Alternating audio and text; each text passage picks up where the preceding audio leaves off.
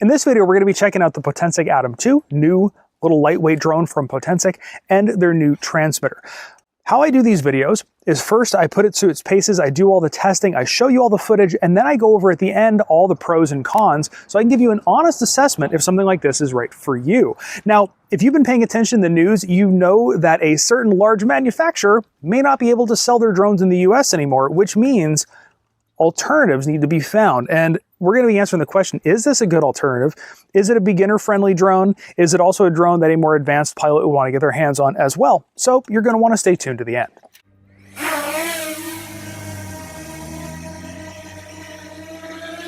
So it has it in a couple different modes, and right now I have it in video mode. And what I do want to point out in video mode here is all of your stick inputs are a little bit muted to make everything nice and smooth. So I'm going to go stick left here, and you can see here at full stick left, that's as fast as it goes. Now if I go slightly stick left, it is a very nice and slow pan. And I've had this experience with other drones where it does the opposite of that, where it's very hard to get a nice slow pan. Now I can take it out of this mode, put it in normal mode, and now I get a faster pan. And my forward and back, you can't quite see from that altitude, my forward and back are quicker. Now if I flip it into sport mode, now it's going real quick. We're gonna go left, we're gonna go right. What?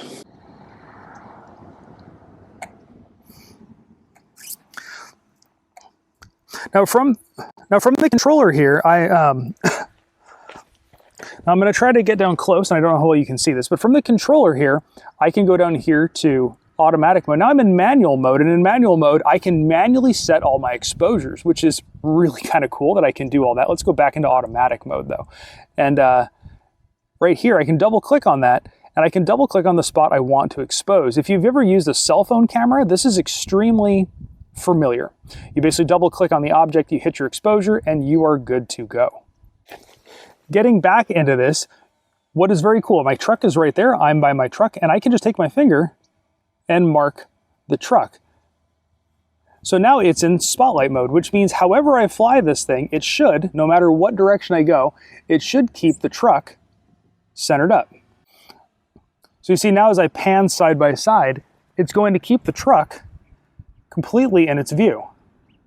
And yes, I did keep an eye on it to make sure that we actually did not go and plow into those power lines, because safety first.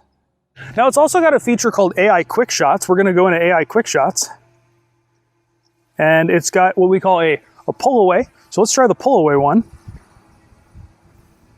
And hit go. And it did a little audio countdown, and now it's slowly pulling away, which is very cool. And it looks like as it pulls away, it's picking up speed. And when it gets out, we'll see what it does. We've returned back, so now let's try another one. We got let's highlight me again, and we're gonna go back to the AI Quick Shots and rocket. So it looks like rocket goes straight up. So let's go rocket. Go.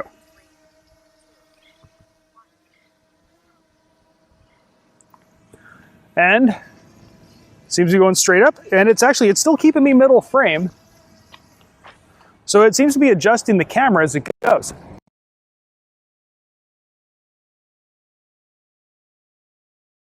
I'm gonna highlight me again and go to follow. Okay, so it's following me now, and it should just follow me around. What I'm curious about though is what happens when I walk behind an object. So I'm gonna walk, hi camera, I'm gonna walk past my truck, see what happens.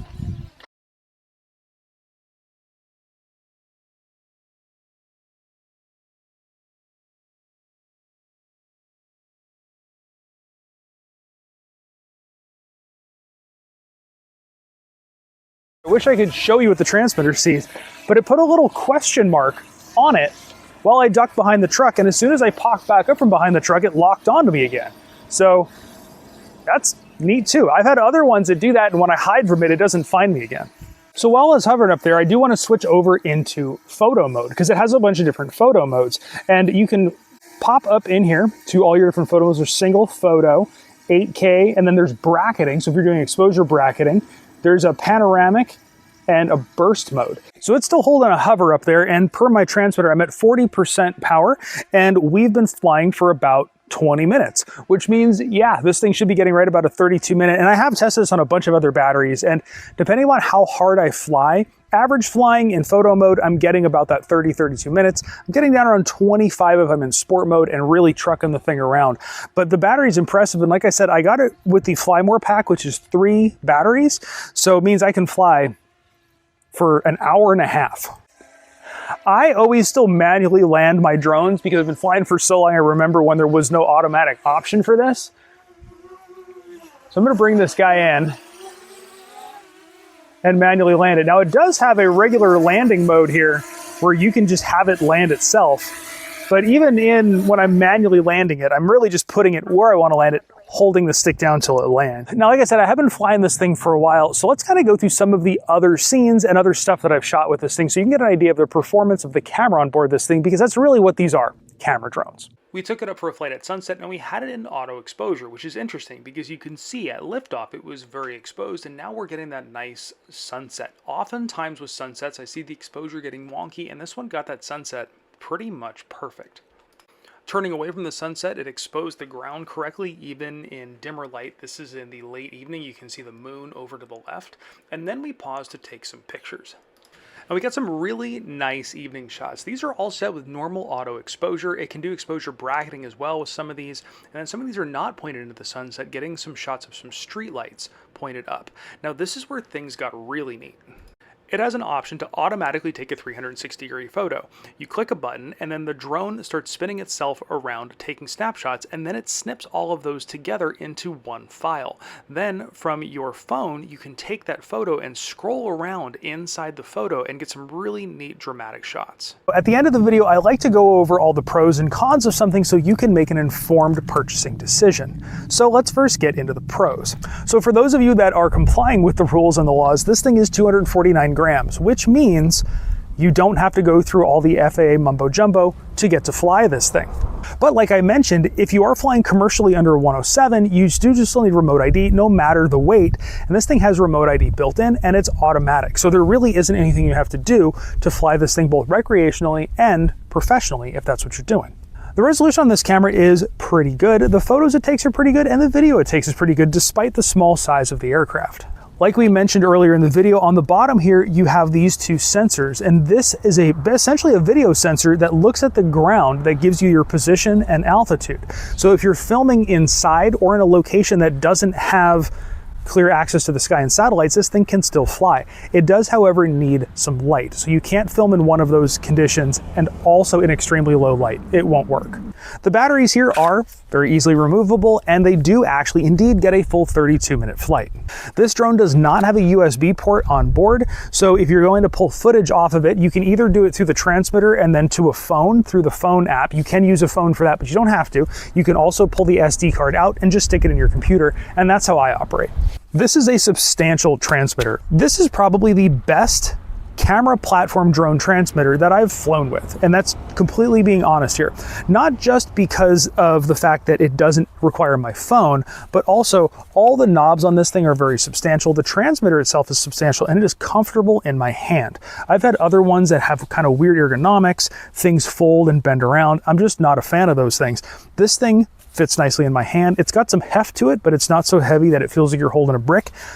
The screen is huge, and it's very bright. I'm out here in direct sunlight in Southern California, so I'm getting blasted here, and I can still see the screen no problem. The screen itself, like when I was playing around with those AI features, is very responsive, and those AI features are very easy. The tracking and all that are very easy to do. You highlight the subject and hit go. And kind of this is parlaying between this and the drone. You saw that it is smart enough to track me behind an object, lose me, find me again, and keep tracking. Obviously, this thing flies like a normal drone. On the front of it, it has some buttons, and some of these are programmable buttons, and you can change the programming on them, but you can control your cameras, the gimbals, and then up here, you can change your flight modes, and then this one you can program to do kind of whatever you want. So we've gone over the pros, now let's talk about the cons. And something I always remind people in these videos is sometimes when I bring something up and I say it's a con, it may not actually be a con, it's just something for you to consider depending upon how you are planning on using this particular thing. The transmitter is big, and like I said, I like big. However, if you are using this thing to go hiking with, this is a big thing to throw in your backpack, and that's kind of the use case for the smaller transmitter drones, or the ones that just operate off of your phone.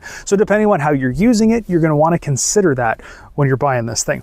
I come from the world of FPV flying, which is more acrobatic flying, and I'm a gimbal snob. And these gimbals, although they are nice, they're notchy. You can feel the difference between up and down and left and right. So if you're doing sweeps around like that, you kind of feel the up, down, left, right getting in there. Now, for the purpose of a camera drone, that's actually what you want. But for me, the way I fly and what I'm used to flying, this kind of feels a little strange to me, because that's more what I'm used to, is flying helicopters and FPV stuff. Moving into the drone itself, this does not have obstacle avoidance.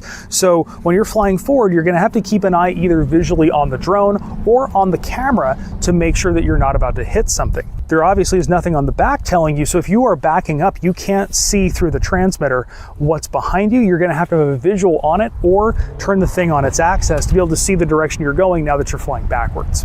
Although, like we've shown, the camera is pretty good, it is a small lens and a small sensor. Larger lenses, larger sensors will always take better pictures, especially at night, but you can't cram that on such a small platform. So it's a give and take when you're trying to fly a sub 250 gram drone like this. One thing I did notice on the camera is if you really want to get into the weeds on photography stuff, a lot of people like to put neutral density filters on their cameras, and it doesn't look to me like there is an easy way to mount an ND filter onto this. I could be wrong, there could be stuff coming out, but it doesn't look like there's an obvious way, a ring or something you can thread or magnet onto, the way I've seen on other stuff. That's kind of more of a nitty-gritty thing that if you're really into like photography, you might be doing. Now, like I had mentioned at the beginning of the video, I wanted to answer the question, is this thing a good drone for a beginner? But also, is it a good drone for somebody who's experienced? So first, the beginner portion. Yes, absolutely, especially with this transmitter. I would be 100% confident handing this to somebody who has never flown a drone before, giving them some very basic instruction and having them get it up in the air. And to that point, we actually did that. I had this thing at work the other day, and on one of our breaks, we went outside, a couple people flew it around. My daughter's also flown it, and my wife's gonna be flying it soon, and none of them are experienced drone pilots. So I would be 100% confident handing this thing to a beginner. They would just need to know that the obstacle avoidance thing is an issue, that it doesn't have it, so they're gonna have to keep an eye on it so they don't plow it into stuff. Now, the other part of that question is this a good drone for an experienced pilot? And coming from the land of flying a lot of stuff, it is if this is what you're looking for. If you're looking for a sub 250 gram drone, you're an experienced pilot, and you want to just go out and get some shots, yeah, absolutely. Those two little caveats that I mentioned with the neutral density filters, if you're an experienced photography pilot, you're doing a lot of action video and action photos, that might be something that is an issue for you, but that might also be something that's coming out. This is a new product, and a lot of times after something comes out, ND filters and things like that start showing up. So if you're looking for a little bit more information on this thing, I will have links down below, because like I said, there's a couple different packages you can get. I got the package with the controller and the Fly More package, because when we're out camping, I need a bunch of batteries, but you can kind of pick out the package you want depending on what you're looking for. So I'll have links for that down below. But if you like these kind of videos, honest review videos where we actually test things out, go over all the pros and cons and don't just advertise, please hit that subscribe button. It really would help the channel out and to let you know when we put out new content. If you have any questions about this or anything else in the drone world, please leave them down below. I'm always answering questions in the comments section below. And of course, because I have to do it, this is YouTube, give this video a great big thumbs up. Thanks for watching.